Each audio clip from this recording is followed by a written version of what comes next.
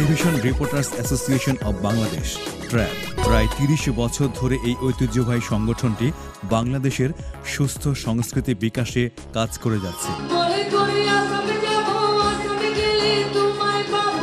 Life time achievement award পেয়েছেন অভিনেত্রী Anwara Begum, megastar Ashrafuddin Ahmed Ujjal ও মিশা সওদাগর।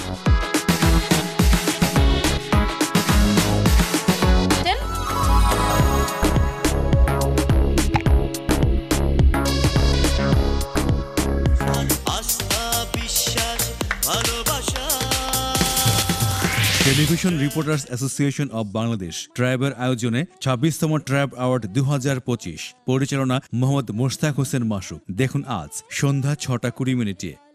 চোখ রাখুন এটিএন বাংলায়।